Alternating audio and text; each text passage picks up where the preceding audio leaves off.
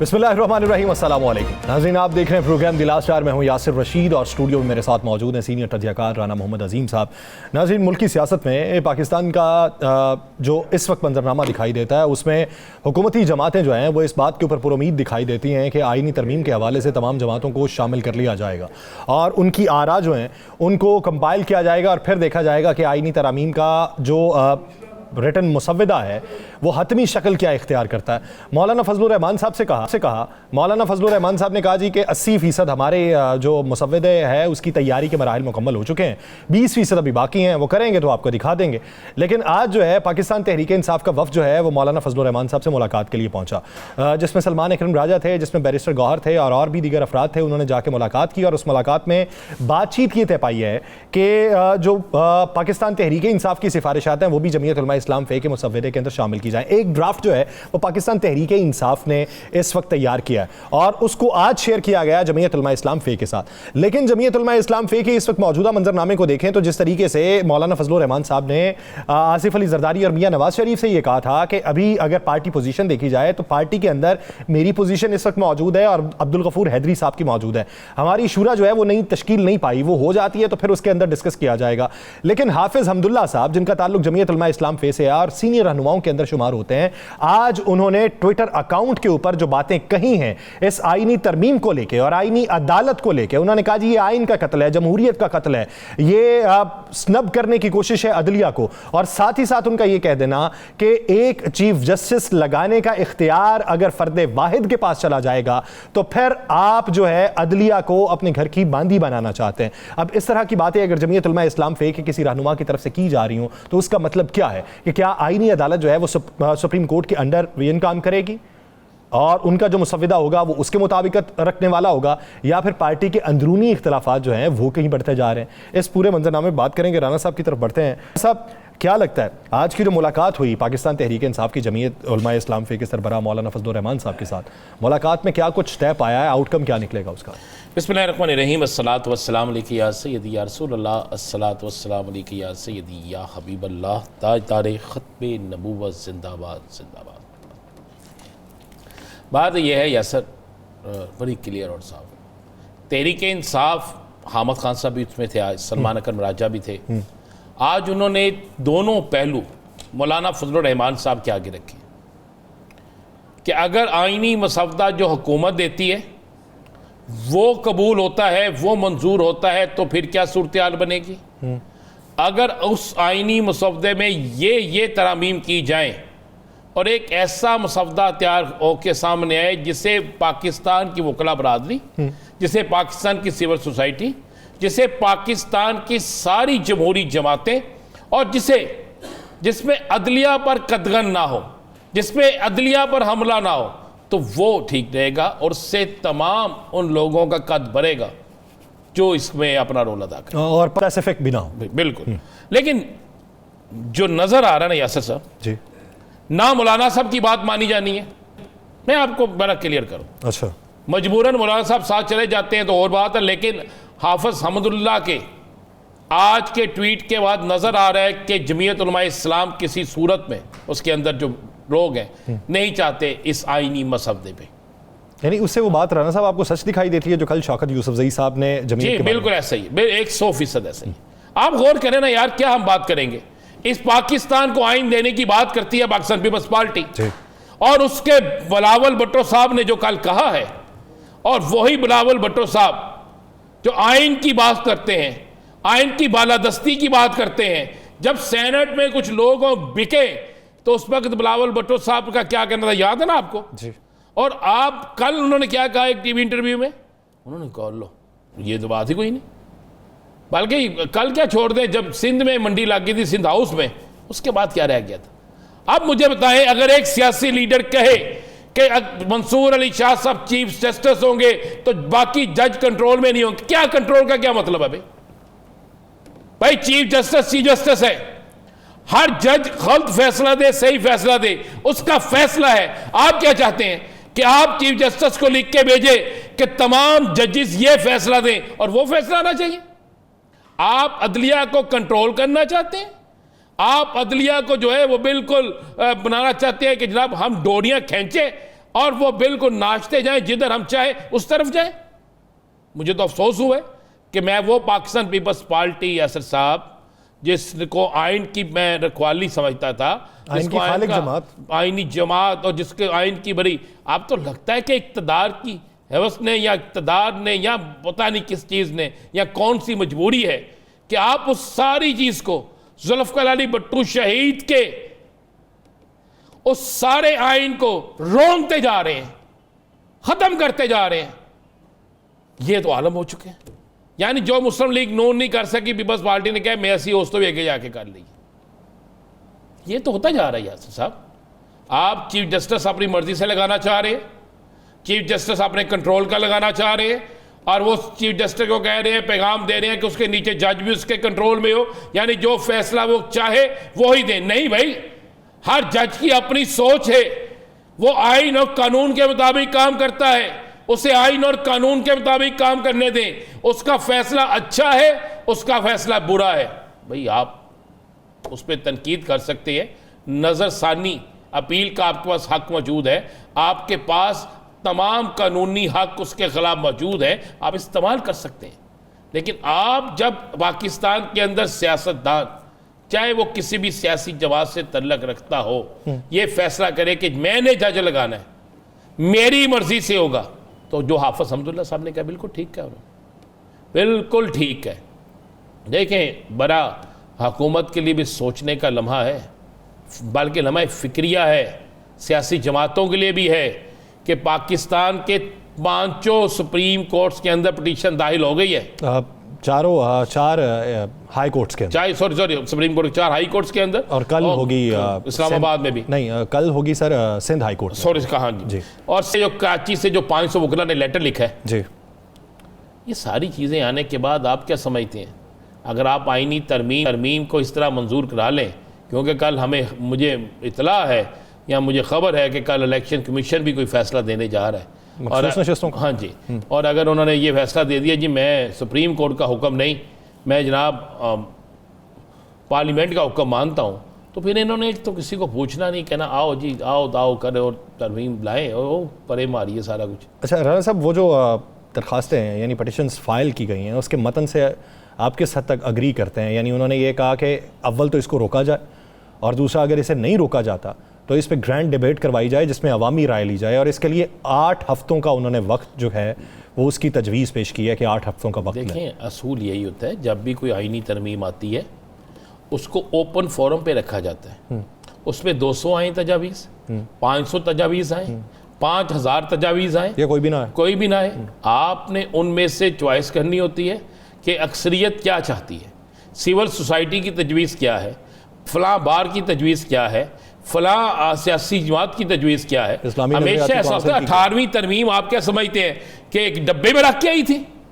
18वीं तरमीम के लिए आपको पूरा एक वक्त लगा था, आपने हर मक्तब फिक्र से पूछा था, उसके बाद जाके आपने ये 18वीं तरमीम की थी, और आप ये 26वीं तरमीम है ना, 26वीं है ना जी, 26वीं तरमीम तो आप मेरे ख्याल से गालिबन हो चुकी हैं, ये 27वीं होगी सर मेरा ख्याल, मेरा इन 28वीं ला लो, कोई गल नहीं, की फ़र्क बनता है, तरमीम ही करनी है ना।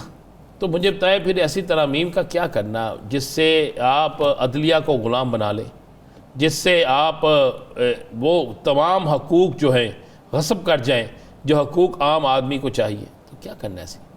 और मैं पीपल्स पार्टी से कभी ये तवक्को नहीं करता था, मैं पीपल्स पार्टी को हमेशा कहता था ये पाकिस्तान की एक वाहिद सियासी जमात है जो आइन के लिए खड़ी हो जाती है, जो पाकिस्तान में आइन की हिफाजत के लिए बोलती है। मुझे तो अफसोस हो रहा है यासिर साहब, बिल्कुल अफसोस हो रहा है कि अपने नाना का बनाया हुआ आइन वो तोड़े हैं। बिलावल साहब, मैंने कल का उनका इंटरव्यू सुना, आज मैंने रिपीट सुना, मैंने सब इसलिए सुना कि यार अल्लाह करे ये गलत चीज़ें मैंने जो सुनी है गलत निकल आए, लेकिन मुझे समातों पे एतबार नहीं आ रहा था, बिल्कुल नहीं आ रहा था, सोचा भी नहीं था ना कि कभी होगा। एक यंग शख्स जो है वो जिसको कहते हैं जी, जिसकी जमात कहती है हमें तो उम्मीदें बनी हैं, कि नहीं उम्मीदें हूँ।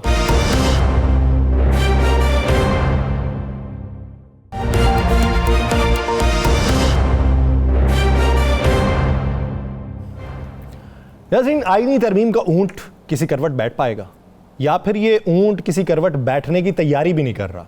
अगर ये सरपट भागा तो इसके पीछे कौन कौन भागेगा? ये एक ऐसा सवाल है जो माजी करीब से लेके अब तक मौजूए गुफ्तगू तो बना हुआ है, लेकिन इस मौजूए गुफ्तगू में से हासिल क्या निकलेगा वो मालूम नहीं पड़ रहा। बेशतर मेल मुलाकातें हो चुकी हैं, ड्राफ्ट्स मुख्तलिफ दिखाई देते हैं और अब भी हर किसी का ड्राफ्ट मुख्तलिफ है। माजी में अगर तरामीम हुआ करती थी तो ड्राफ्ट्स मुख्तलिफ होते थे, लेकिन फिर एक नुक्ते पे आके मरकूज़ हो जाया करते थे। कुछ लो और कुछ दो की पॉलिसी होती थी, कुछ आपके इख्तियारात, कुछ हमारे इख्तियारात, कुछ आपकी तजावीज़, कुछ हमारी तजावीज़। अब यहाँ पे वन साइडेड अगर तजावीज़ आएंगी तो क्या उसके ऊपर अमल दरामद हो पाएगा? और अगर किसी दूसरों की तजावीज़ भी बीच में शामिल की जाती हैं तो फिर बुनियादी जो उसका माखज़ था क्या वो कायम रह पाएगा या नहीं रह पाएगा? अभी की मेल मुलाकातें और अभी की जो सोच विचार है मुख्तलिफ जमातों में क्या रही है, इसी बारे में बात करेंगे। हमें ज्वाइन किया है रहनुमा JUI नईमा किश्वर खान साहिबा ने। बहुत शुक्रिया नईमा किश्वर खान साहिबा इस हवाले से अपना वक्त देने के लिए। नईमा साहिबा, आज जो मुलाकात हुई पाकिस्तान तहरीक इंसाफ के वफ्द के साथ, उनकी तरफ से क्या सिफारिशात रखी गई हैं? उन्होंने अपना क्या ड्राफ्ट पेश किया है और जिसके मुतबादिल जमीयत उलमा इस्लाम फ़े ने अपनी क्या सिफारिशात उनके सामने रखी? बिस्मिल्लाहिर्रहमानिर्रहीम, बहुत शुक्रिया जी। अभी तक तो किसी के पास मेरे ख्याल में ड्राफ्ट नहीं है, तजावीज़ है जो अभी तक एक दूसरे से शेयर हो रही है। और मेरे ख्याल में जमीयत उलमा इस्लाम का ये क्रेडिट है कि जो पिछले जो शुरू में जो हफ्ता इतवार को जो उसको एक ड्राफ्ट आप कह सकते हो, वो भी ड्राफ्ट नहीं, खैर वो भी तो सिर्फ तजावीज़ थी वो, और लेकिन जब बाद में मीडिया पे शेयर की गई तो मेरे ख्याल में कि ये कायद मोहतरम मौलाना साहब को ये क्रेडिट जाता है कि एक ऐसा ड्राफ्ट आया था कि जो फंडामेंटल राइट्स के ख़िलाफ़ था और ऐसी चीज़ें थी कि जिसको सिर्फ मौलाना साहब ने उस वक्त उसको रोक दिया और उसने कहा कि मुझे ड्राफ्ट दिखाया जाए तब हम उसको वोट करेंगे। हालांकि उस वक्त किसी ने उसको नहीं किया और अब तमाम जमातें, चाहे गवर्नमेंट की हो चाहे अपोजिशन की हो, उसको क्रेडिट देते हैं और अप्रिशिएट करते हैं, हर एक उसको वो करते हैं कि हाँ उसको नहीं होना चाहिए था। तो मेरे ख्याल में ये क्रेडिट जाता है JUI को और मौलाना साहब को कि उसने उस वक्त उसको रोका। और अब चूँकि एक हम मशवरा कर रहे हैं, अब देखते हैं कि क्या मुसविदा आता है तो उस पर फिर आगे बढ़ा जाएगा कि गवर्नमेंट कौन सा मुसविदा देती है, अपोजिशन उस कौन से तजावीज़ पे मुत्तफिक होती है। तो पार्लियामेंट का काम है कानून साजी करना, तो अगर पार्लियामेंट में हम हैं तो कानून साजी करेंगे, आईनी अमेंडमेंट भी होती रहेंगी इंशाल्लाह। तो देखते हैं कि नईमा साहब, आज हाफिज़ हमदुल्ला साहब आपके बड़े अहम तरीन रहनुमा हैं। आज उनका ट्वीट आपकी नज़र से गुजरा होगा। उस ट्वीट में आईनी अदालत के मतलब भी उन्होंने खुल के कह दिया है, जजिस की तकर्री के मतलब भी उन्होंने खुल के बात कर दी है, बल्कि उसने आईनी तरमीम को उन्होंने कहा है कि इसके ख़िलाफ़ जद्दोजहद करनी चाहिए वकला को और सबको बाहर निकलना चाहिए। आप उनके ट्वीट से कितना मुतफिक हैं? क्या उनका ट्वीट हम समझ सकते हैं कि जमीयत उलमा इस्लाम की पॉलिसी है?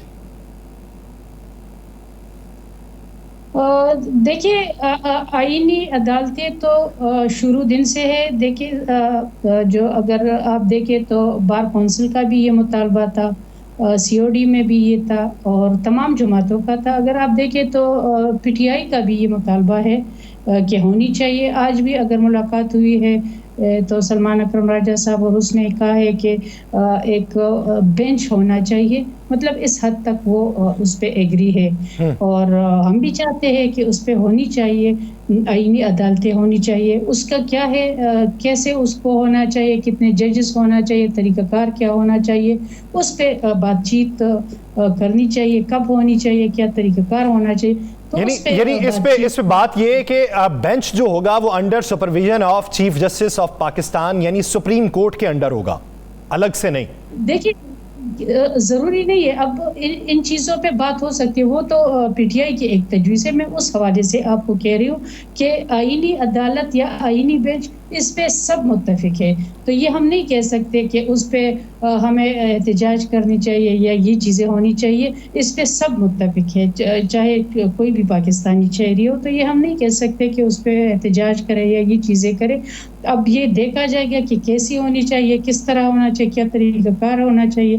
तो इस पे ये जब जमातें मिल बैठेगी तो उसके लिए तरीक़ाकार निकाला जाएगा। देख ले, ये हमारी आईनी चीज़ें हैं और उसके लिए एक तरीक़ाकार होनी चाहिए, क्योंकि हमारे जो दूसरे जो अदालत के जो केसेस है, जो आम उसके है शहरी है, वो सफ़र हो रहे हैं, इतना ज़्यादा बर्डन है, वो भी कम हो जाएगा केसेस का। तो मेरे ख़्याल में ये वक्त की ज़रूरत है और इसको होना है। बहुत सारे ममालिक में ये है, अभी तकरीबन 87 ममालिक में ये आईनी कोर्ट्स है, तो ये तो होना है। तो ये कब होना है, कैसे होना है, तरीक़ाकार पे इस पे मिल बैठ के इसका के लिए कोई हल निकालना होगा।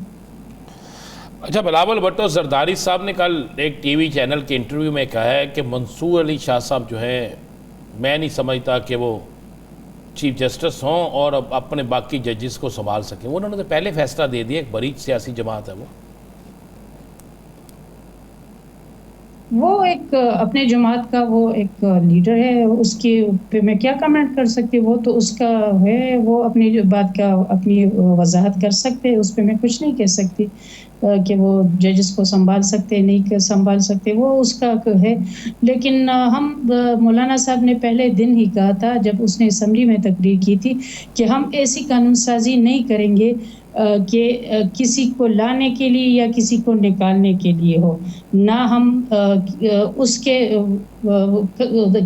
एक जज के हक में है, ना दूसरे के हक में है। हम उन दोनों के उसमें वो नहीं है, पर्सनल स्पेसिफिक हम किसी के उसमें नहीं है। अच्छा, तो क्या फिर ये समझा जाए कि अभी जो पुराना फॉर्मूला है जिसके तहत मोस्ट सीनियर सुप्रीम कोर्ट का जज जो है वही चीफ जस्टिस बनेगा, उसी पे अमल दरामद करने को इंडोर्स करेगी जमीयत उलमा इस्लाम पे, या फिर हाई कोर्ट्स के जो तरीक़ाकार में तब्दीली कर दी है कि 3 जजेस में से 1 जज का इंतखाब किया जाएगा, उसको इंडोर्स करेंगे?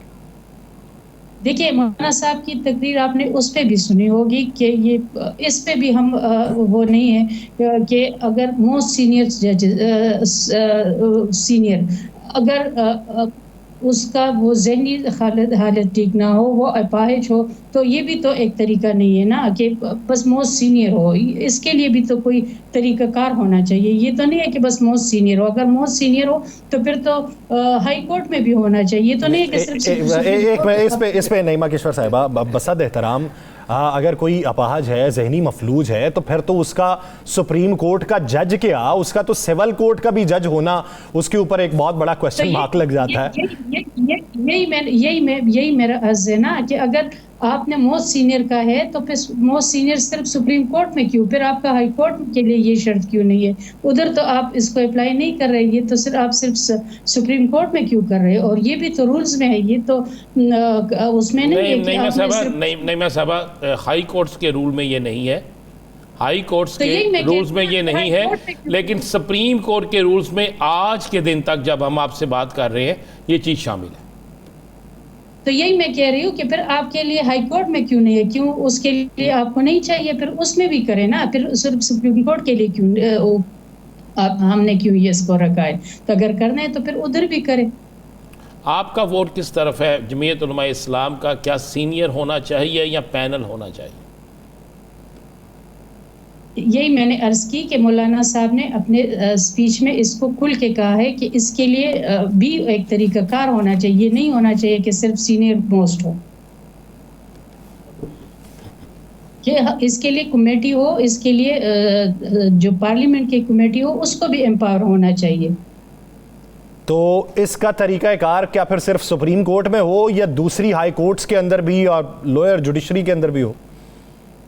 देखिए, इस पे तो अभी हमारी जो लीगल टीम है, मौलाना साहब, वो उसकी प्रेस कॉन्फ्रेंस होगी, वो अब क्या तरीका करते हैं, वो उसकी तजावीज़ खुद वो मौलाना साहब बयान करेंगे कि क्या तरीक़ाकार होनी चाहिए। जब गवर्नमेंट की तरफ से कोई मुसविदा आएगा या हमारी अपनी जो हमारे कैदीन है वो तैयार कर रहे हैं, तो ये इस पे ये मौलाना साहब खुद उस पर वो बात करेंगे। अब मेरे ख्याल में आज तो अभी लेट हो गया, इंशाल्लाह कल शायद वो। आपके इंट्रा पार्टी इलेक्शन के बाद आपकी शूरा तश्कील पा चुकी है? अभी नहीं हुई। और बगैर शूरा के किए गए फैसलों को बाद में शूरा क्या उसकी तौसीक करेगी, उसका तरीक़ाकार क्या होगा?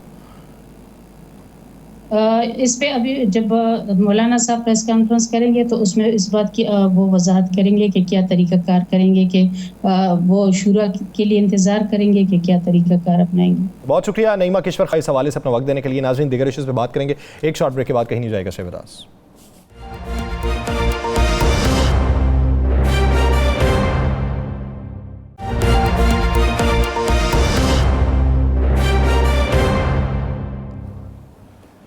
ब्रेक के बाद खुशामदीद नाज़रीन, मौजूदा सूरत हाल के जिसमें जो हुकूमत है पंजाब की, हमारी वज़ीर आला पंजाब ये कहती हैं कि मैं काम करने से पहले उसकी तशहीर नहीं करती, काम करने के बाद बताती हूँ कि ये कर लिया। और पैगामात पहुँचाए गए हैं दूसरे सूबों को, बिलखुसूस खैबर पख्तूनख्वा को, कि आपको काम करना चाहिए, सियासत बाद में कर लें, काम पहले कर लें।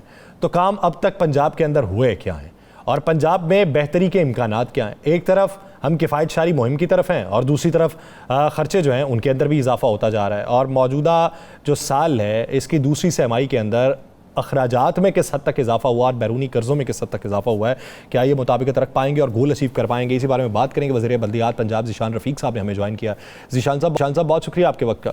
ज़ीशान रफ़ीक साहब, बातें बहुत सी चल रही हैं कि पंजाब हुकूमत बहुत काम कर रही है, सिर्फ ये बता दें सर कि ये जो महंगाई है जिसे कहा जा रहा है कि सिंगल डिजिट में आ गई है, ये सिंगल डिजिट में आई कहाँ पे है? वो दस्तावेज हमें आज तक नहीं मिली। चले सरकारी रेट होता है, सरकारी रेट में भी कहीं नजर आ जानी चाहिए, हमें तो उसमें भी नहीं नजर नहीं आ रही। बिस्मिल्लाहिर्रहमानिर्रहीम, बहुत शुक्रिया। देखिए जी, गुजारिश ये है कि ये तो फिगर बड़ी वाजे हैं। 6.9% पे इस वक्त आपका जो इन्फ्लेशन रेट आ चुका हुआ है, ये उसी तरह से रेट निकला जिस तरह 39% चला गया था, जिस तरह 40% चला गया था। तो मैं समझता हूँ जब उस पर आपने यकीन कर लिया था, आपको उस पर भी यकीन करना चाहिए। सही है। दूसरी बात ये है कि दूसरी बात ये है, मुझे बताएं, पेट्रोल की कीमतें कम हो रही हैं लगातार। मुझे बताएं कि पंजाब के अंदर जो वज़ीर आला पंजाब ने एक आटे के हवाले से, वीट के हवाले से जो एक अच्छा एक मतलब इस तरह का डिसीजन लिया था, जो जिसके ऊपर लोगों ने तराज भी बड़ा किया, लेकिन यकीन मानिए कि उस डिसीजन की बदौलत आज पूरे पाकिस्तान में सस्ता आटा हर बंदे को मिल रहा है, जो कि एक बुनियादी जो ज़रूरत है किसी हर घर की। तो मैं समझता हूँ कि इसके अलावा बहुत सारी और चीज़ें हैं, रोज़मर्रा की जो चीज़ें हैं उसमें कमी आ चुकी है। और इसमें ख़ास तौर पे देखें, पंजाब तकरीबन 57-58% आबादी का जो है ना सूबा है, और पंजाब में अगर चीज़ें कंट्रोल में होंगी तो ओवरऑल पाकिस्तान में इसका बहुत ज़्यादा इम्पैक्ट होता है। और पंजाब के अंदर हुकूमत इस पे काम कर रही है, कीमतें कंट्रोल में है। रोटी आपने देखा 12 रुपये हो गई।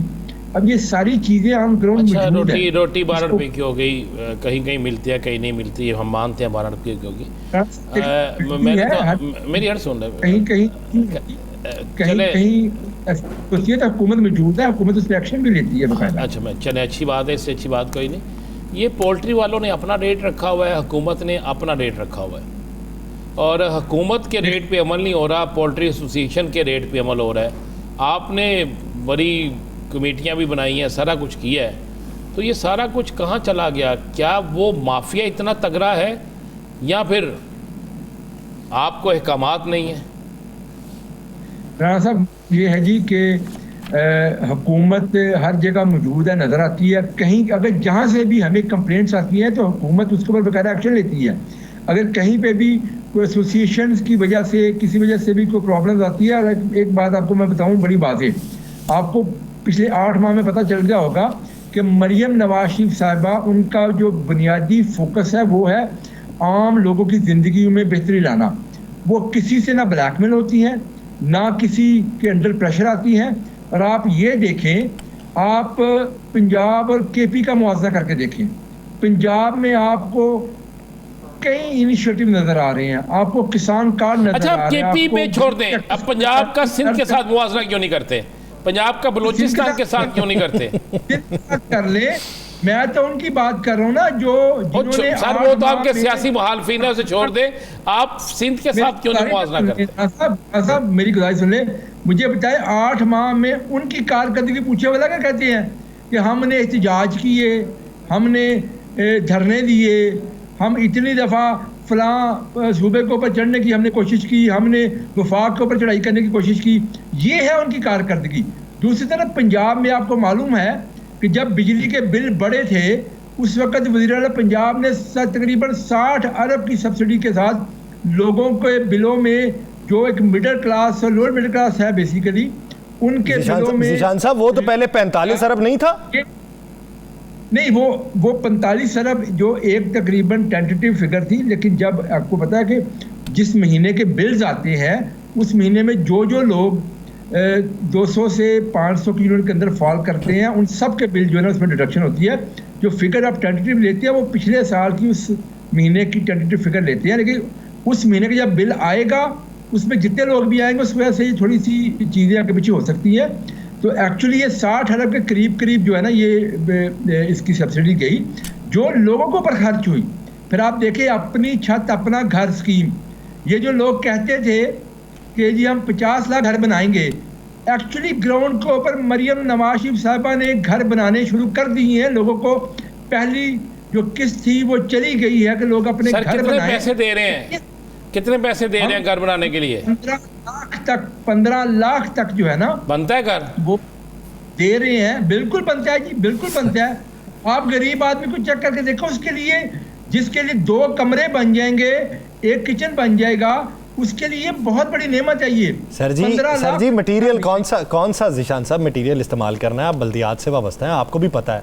आप ये सर एक मिनट जिशान भाई, सड़कें बन रही हो ना, सड़कें बन रही हो, नहीं हमें छोड़े सर, हम कहाँ पे अमीर हैं, सड़कें बन रही हो ना, आप तखमीना उसका निकलवाएं पिछले साल का आप ही की हुकूमत का और इस साल का, कितना उस तखमीने के अंदर फर्क था? आप ऐसा करें ना, जिन लोगों को मिला ना, जिन लोगों को वो लोन मिला है, उनसे जाकर पूछ लें कि 15 लाख में वो घर बना लेंगे। बिल्कुल लोग बनाएंगे, आप जाकर पूछ के तो देखें उनसे, देखे ना।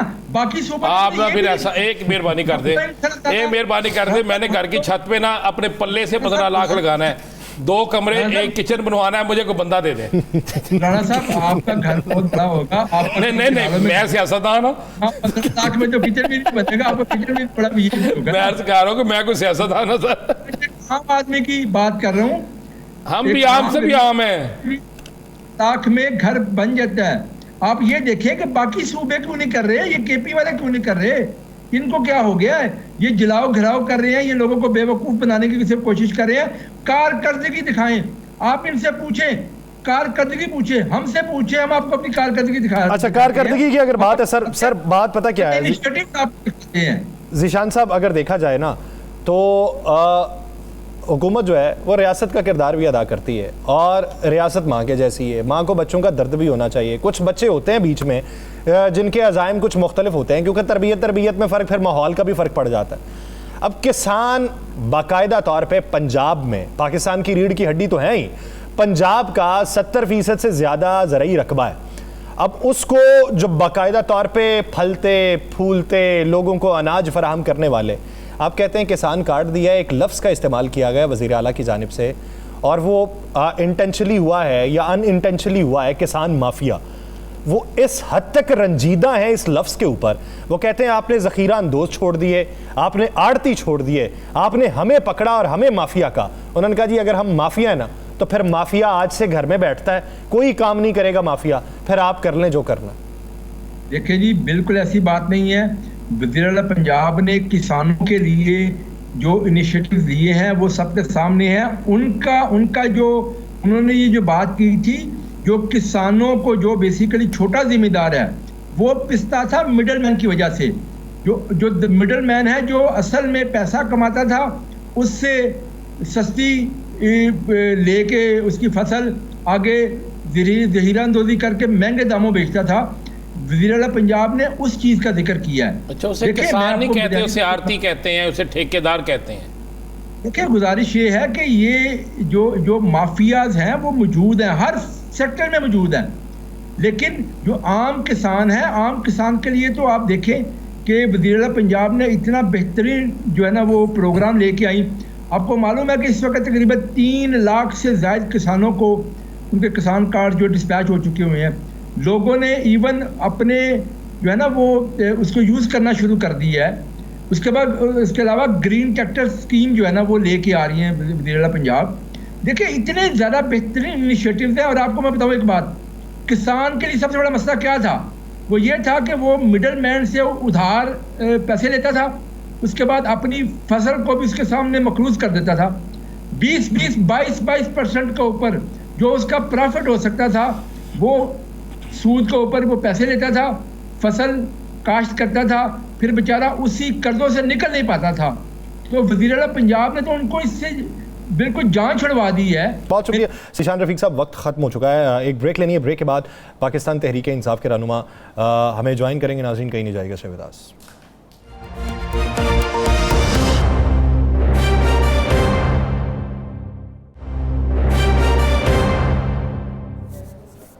ब्रेक के बाद खुशामदीद नाज़रीन। पाकिस्तान तहरीक इंसाफ ने अपना ड्राफ्ट क्या तैयार किया?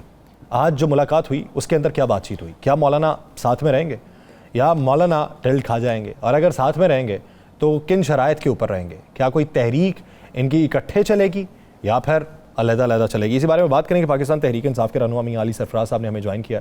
अली सरफराज साहब, बहुत शुक्रिया आपके वक्त का। अली सरफराज साहब, आज की मीटिंग कैसी रही है मौलाना से, जो आपकी कानूनी टीम जाके मिली जिसमें बैरिस्टर गौहर, सलमान अकरम राजा, हामिद खान साहब यानी माहिरीन कवानीन वो जो अपना असर रखते हैं, उन्होंने क्या तजावीज़ आज पेश की हैं? मुझे जी मीटिंग की अपडेट नहीं है, I can't say much about the meeting, लेकिन जो जनरली जितनी हमारे पास इतला है वो ये है कि मौलाना ऐसा कोई कानून पास नहीं होने देंगे। वो he is with us on most of the points, जो मुझे बात पता लगी है। मगर आज की मीटिंग का मुझे एग्जैक्ट नहीं पता कि क्या मीटिंग हुई है। अच्छा जी, ये बताएं, आप महफूज मकाम पे है ना? राना साहब, आप कैसे हैं जी? मैं तो ठीक हूँ, आप कैसे? मैं ठीक हूँ जी। आप महफूज मकाम पे है ना? जी जी जी, बिल्कुल महफूज मकाम पे है जी। हमारे पास और आपके परिंदे सारे पूरे हैं या कोई उड़ गया है? नहीं, परिंदे पूरे हैं जी मेरे ख्याल में। आपको अगलों की पैनिक देख के पता नहीं लग रहा कि परिंदे अभी फिलहाल तो हथे को नहीं चढ़ा। अच्छा, कोई इत्तला हो कि राबिता किया गया, किसी ने यकीन दहानी करवाई, यानी बाज़ औक़ात हमें तो वो याद है ना कि पैसे भी ले लो और वोट भी ना करो, हमें तो वो बानी PTI की वो बात याद है। तो इस वक्त किसी ने रिवील किया हो कि मुझे कुछ ऑफर किया गया या मुझे कुछ दबाव का सामना? जी है जी, बिल्कुल हर तरफ से यही खबरें हैं। कितने अफराद को? नहीं, बिल्कुल ऐसे ये है, इस तरह के इंकशाफात हैं। मॉनेटरी ऑफर्स भी हैं, तड़ियाँ भी हैं, थ्रेट्स भी हैं, सब कुछ है, लेकिन अल्लाह खैर करेगा। मेरे ख्याल में अब इस वक्त जितने लोग PTI के साथ हैं वो they have faced tough times, और जिस किस्म का इलेक्शन लड़के हैं काफ़ी हद तक ट्रेन हो गए हैं सारे, और ज़हनी तौर पे मजबूत हैं। मियाँ साहब, चंद दिन पहले आपके 4 से 5 रुकन गायब थे, बाकायदा गायब थे, और आप लोगों का दावा था कि वो पंजाब हाउस में है। अब तो कोई गायब नहीं है ना? नहीं, मेरी इतला तो नहीं है सर। मुझे ऐसी कोई इतला नहीं है। मेरे ख्याल में सारे महफूज हैं। सारे महफूज हैं जी, मेरा ये ऐसा ही ख्याल है। अच्छा, एक बात बताइए कि आपको ताकीद की गई थी ये नंबर आपने बंद रखने हैं, ये नंबर बंद करने की बजाय स्काइप आपने फिर ऑन रखे हुए हैं। तो स्काइप ऑन है ना जी, स्काइप हो के फरमान रहे हो। पता नहीं यासिर साहब डरता करने की कोशिश कर रहे हैं। यासिर साहब देयर आर वेज, देखिए मुहाफिज अल्लाह की ज़ात है, लेकिन हमने तो 9 मई से लेके जो जुल्म शुरू हुआ है हमारी जमात पे बिला वजह का, 8 फरवरी तक भी ऐसे ही रहे। व्हाट्सएप चलता होता था और ये स्काइप शाइप जूम वगैरह तो चलता था। देयर आर वेज टू बाकी अल्लाह के हवाले है जी। हम कौन सा कोई डाकू चोर है कि वो तो वैसे बस जमात की एक इंस्ट्रक्शन है। हमने अपनी नेसेसरी प्रिकॉशंस जिस हद तक हम ले सकते हैं वो हम लेते हैं, लेकिन खुदा ना खास्ता पकड़े भी जाते हैं।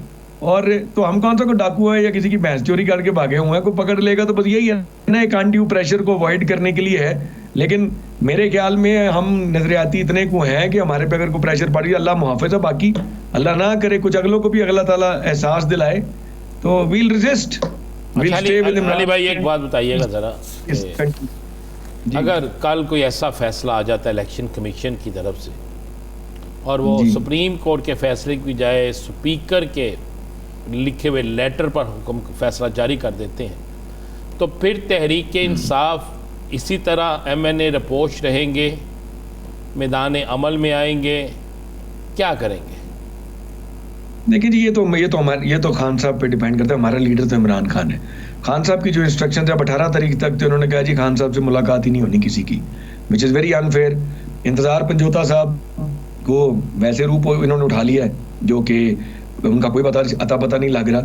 हमें जो भी इंस्ट्रक्शंस है वो ये हैं कि MNAs एंड सेनेटर्स कम अज़ कम 25 तारीख तक तो किसी एहतजाज का हिस्सा नहीं बनेंगे। They will keep themselves safe in a safe place, सिमें निकाल देंगे, मोबाइल फ़ोन नहीं चलाएंगे, will take all necessary precautions. ये सारी बातें जी हमारी, हम स्टेट की ऑपरेशन को फेस करने की है, हम पॉलिटिकल वर्कर्स हैं। कल भी एक प्रोग्राम में किसी ने मुझे पूछा जी कि आप आए तो आप वहाँ से अली अमीन साहब क्यों गए? मैंने उनको ये बताया, मैं कहा जी हम कौन सा को खुदा ना खास्ता कोई गुरिल्ला वॉरफेयर के ट्रेंड है, सियासी लोग हैं, तो बेहतर ये है कि हम अपनी हिफाजत ही करें। फिलहाल जब पता जो है कि हालात जिस सिमत में जा रहे हैं, मुल्क में कानून नाम की चीज़ ही कोई नहीं है, तो 25 तारीख तक तो हमें यही इंस्ट्रक्शंस हैं कि आप अवॉइड करें, don't go into any protests और अपनी हिफाजत का ध्यान करें। वो हम कर रहे हैं, बाकी अल्लाह के हवाले। नहीं, अगर 25 से पहले कोई ऐसा काम हो जाता है जो 25 की सारी आपकी उम्मीदों को सबोताज कर देता है, तो फिर भी आप 25 तक इंतज़ार करेंगे? जो पार्टी इंस्ट्रक्शन होगी सर देख लेंगे, हमारे this is not my decision.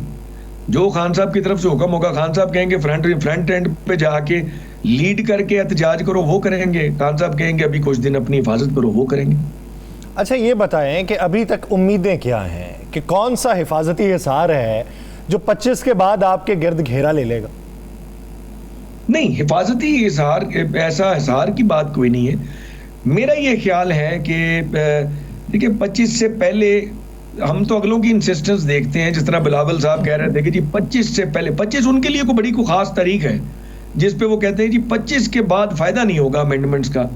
अब हम भी सोचते हैं जो फायदा वो ढूंढते फिर रहे हैं वो ना ही हो तो बेहतर है। ये 25 की मन्नत यानी हर किसी ने मानी हुई है? उनको देखा तो हमने भी मान ली।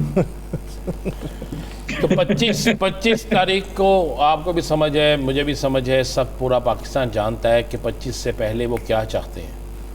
हम एक ही सवाल है, और बिलावल साहब ने तो कल एक टीवी इंटरव्यू में खुल के ये बात कह भी दी है, सुना भी दी है, सारा कुछ कर दिया है। एक इस्लामाबाद मार्च की बड़ी बातें हो रही हैं, इसमें कोई हकीकत है?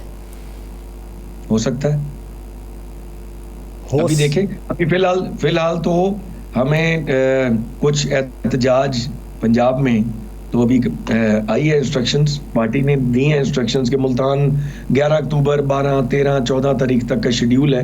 आपके फैसलाबाद का भी है? 14 को फैसलाबाद में भी है, Lahore and Faisalabad on the 14th। उसके बाद ये हो जाए SCO तो उसके बाद फिर देखेंगे, लॉन्ग मार्च भी हो सकता है, सब कुछ देखें जी। आएगी अदलिया की तहरीक है, अदलिया के साथ हम खड़े और सारे पाकिस्तान की बार्स इसको अपोज कर रही है, और जिस किस्म की अमेंडमेंट्स ये पेश करना चाह रहे हैं वो अब जो हमें पता ही, अब तो खैर मुसवदा खुल गया, पहले तो उन्होंने वैसे ही अखफा में रखा हुआ था ना, हमें बिल्कुल छुपाया हुआ था। हम उसका कोई मुसवदा भी मांगते थे तो नहीं मिलता था, जब लास्ट टाइम भी हम असेंबली में भी बैठे थे। तो बहरहाल अब तो खैर बातें खुल गई हैं। ये जो आईनी अदालत वाला मामला है, हमने तो कोशिश करनी है कि हम कम से कम हम तो इस गुनाह में शरीक नहीं होते। नहीं, अच्छा आप कहते हैं गुनाह में शरीक नहीं होते, वो कहते हैं चार्टर ऑफ डेमोक्रेसी है, उसके बाद में जो सिग्नेटरी रहे हैं वो इमरान खान साहब भी रहे हैं। आईनी अदालत के क़याम को इंडोर्स तो उनकी जानिब से भी किया गया। डिपेंड करता है कौन सी चीज़ किस वक्त हो रही है। जिस वक्त चार्टर ऑफ डेमोक्रेसी हुआ भी था ना, उस वक्त इस तरह रूपोशियां नहीं, उस तरह लोगों की अबडक्शंस नहीं हो रही थी, और इस तरह लोगों के बीवी बच्चे फैमिलीज को अबडक्ट करके उनको ब्लैकमेल नहीं किया जा रहा था। उस वक्त अदालतें हॉर्स ट्रेडिंग की खुली छुट्टी नहीं दे रही थी। सिचुएशंस चेंज हो गई। एक चीज कल वैलिड थी वो आज वैलिड नहीं रही। अब आज पता है कि वो मुल्क के निज़ाम को तबाह करने के लिए एक काम हो रहा है, तो हम उसके खिलाफ हैं, हम ठोक के खिलाफ हैं उसके, बिल्कुल। जो माजी में वैलिड थी अब वैलिड नहीं है, तो इसलिए हालात को देखते हुए ये फैसला किया गया कि हम उसके खिलाफ। हालात के साथ दुनिया की हर चीज सर चेंज हो जाती है। जिन हालात में हम बैठे हैं, हमने कभी ये सोचा नहीं था कि मुंतखब मेंबरान कौमी असेंबली इलेक्शन लड़ने से पहले तो जो हमकारी रहे थे वो तो मेहरबानी है सवाम की।